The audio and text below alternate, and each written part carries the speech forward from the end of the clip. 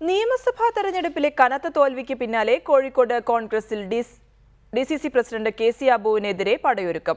President സ്ഥാനത്ത് നിന്ന് K C. അബുവിനെ പുറത്താക്കണമെന്നാവശ്യപ്പെട്ട് നഗരത്തിൽ പലയിടത്തും പോസ്റ്ററുകൾ പ്രത്യക്ഷപ്പെട്ടു. എന്നാൽ പാർട്ടിയെ അനാഥമാക്കി താൻ പോകില്ലെന്നായിരുന്നു പോസ്റ്ററുകൾ പ്രത്യക്ഷപ്പെട്ടതിനെക്കുറിച്ച് കെ.സി. അബുവിന്റെ പ്രതികരണം.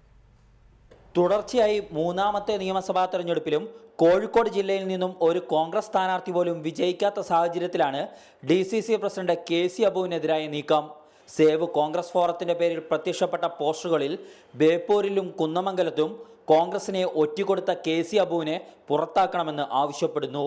കെ.സി. അബു CPIM-നായി വോട്ടുമറിച്ചതായും പോസ്റ്ററുകളിൽ ആരോപിക്കുന്നു. എന്നാൽ തന്നെ പുറത്താക്കണമെന്ന ആവശ്യം സതുദ്ദേശത്തോടെയല്ലെന്നായിരുന്നു കെ.സി. അബുവിന്റെ പ്രതികരണം.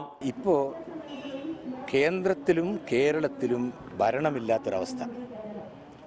കേന്ദ്രത്തിലും കേരളത്തിലും ഭരണമുള്ള സമയത്ത് ഈ ജില്ലയിൽ പാർട്ടിയെ നയിച്ച ഒരാളാണ് ഞാൻ. ആ നല്ല പരവതാനിയിലിരുന്ന് ഇതിന് പാർട്ടിക്ക് നേതൃത്വം നൽകിയ ഞാൻ പാർട്ടിക്ക് ഇങ്ങനെ ഒരു ചെറിയ വിഷമസന്ധി വന്നപ്പോൾ തേച്ചു പോകണം ഞങ്ങൾ പറയുന്നത്. അതേസമയം ഡിസിസി പ്രസിഡന്റിനെ മാറ്റണമെന്ന ആവശ്യത്തിനു പിന്നിൽ കെ.സി. അബു നിലയുറപ്പിച്ചിരിക്കുന്ന എ ഗ്രൂപ്പിലെ തന്നെ ചിലരാണെന്നും സൂചനയുണ്ട്. റിപ്പോർട്ടർ, കോഴിക്കോട്.